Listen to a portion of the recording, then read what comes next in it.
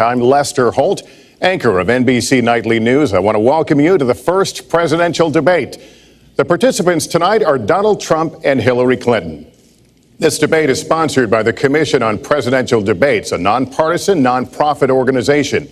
The commission drafted tonight's format, and the rules have been agreed to by the campaigns. The 90-minute debate is divided into 6 segments, each 50 minutes long. We'll explore 3 topic areas tonight: achieving prosperity, America's direction, and securing America.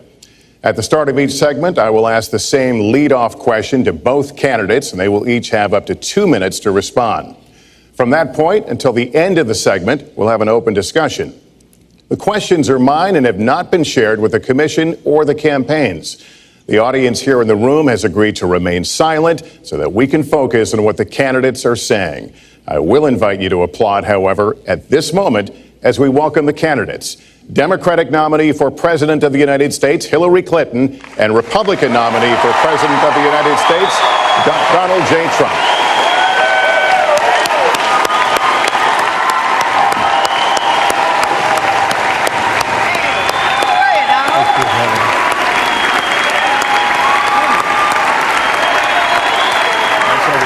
Good luck to you. Thank you.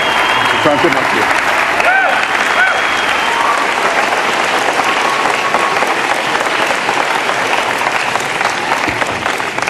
Well, I don't expect us to cover all the issues of this campaign tonight, but I remind everyone there are 2 more presidential debates scheduled. We are going to focus on many of the issues that voters tell us are most important, and we're going to press for specifics. I am honored to have this role, but this evening belongs to the candidates and just as important to the American people. Candidates, we look forward to hearing you articulate your policies and your positions, as well as your visions and your values. So, let's begin. We're calling this opening segment Achieving Prosperity, and central to that is jobs. There are 2 economic check.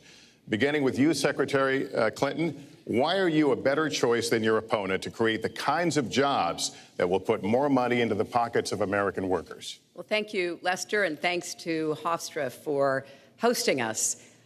The central question in this election is really what kind of country we want to be and what kind of future we'll build together. Today is my granddaughter's 2nd birthday, so I think about this a lot. First, we have to build an economy that works for everyone, not just those at the top. That means we need new jobs, good jobs, with rising incomes. I want us to invest in you. I want us to invest in your future. That means jobs in infrastructure, in advanced manufacturing, in innovation and technology, clean renewable energy, and small business, because most of the new jobs will come from small business. We also have to make the economy fairer. That starts with raising the national minimum wage and also guarantee, finally, equal pay for women's work. I also want to see more companies do profit sharing. If you help create the profits, you should be able to share in them, not just the executives at the top.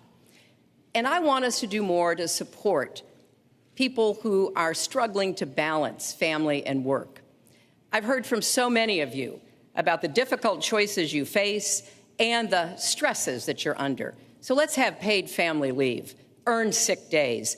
Let's be sure we have affordable child care and debt-free college. How are we going to do it? We're going to do it by having the wealthy pay their fair share and close the corporate loopholes. Finally, we tonight are on the stage together, Donald Trump and I.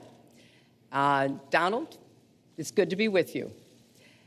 We're going to have a debate where we are talking about the important issues facing our country. You have to judge us. Who can shoulder the immense, awesome responsibilities of the presidency? Who can put into action the plans that will make your life better? I hope that I will be able to earn your vote on November 8th. 2 minutes. Thank you, Lester. Our jobs are fleeing the country. They're going to Mexico. They're going to many other countries.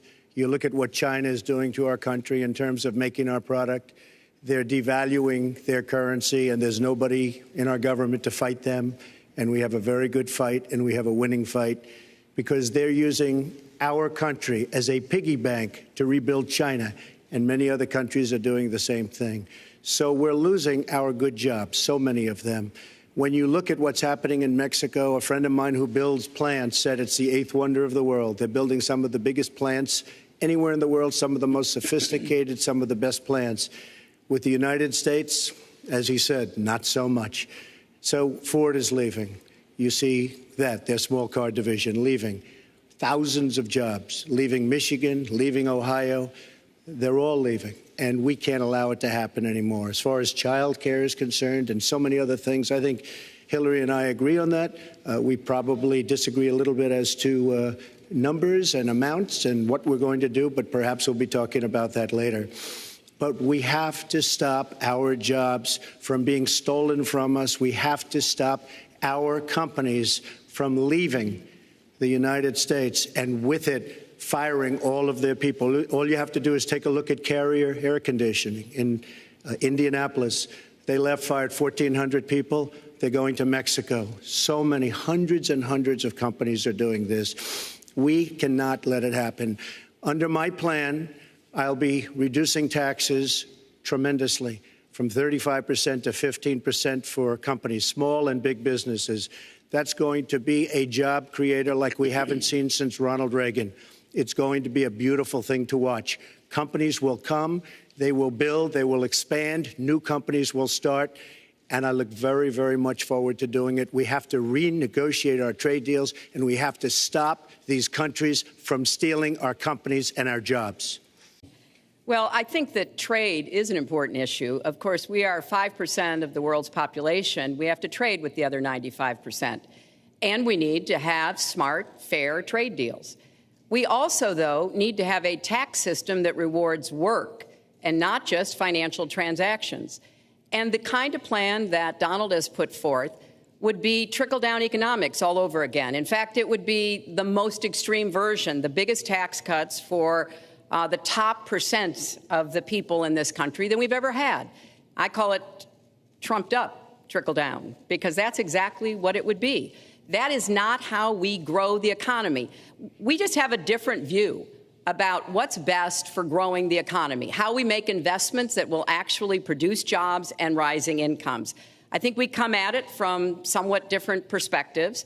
I understand that. You know, Donald was very fortunate in his life, and that's all to his benefit. He started his business with $14 million borrowed from his father, and he really believes that the more you help wealthy people, the better off we'll be, and that everything will work out from there. I don't buy that.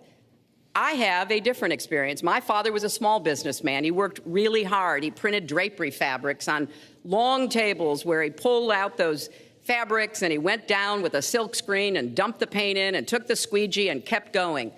And so what I believe is the more we can do for the middle class, the more we can invest in you, your education, your skills, your future, the better we will be off and the better we'll grow. That's the kind of economy I want us to see again.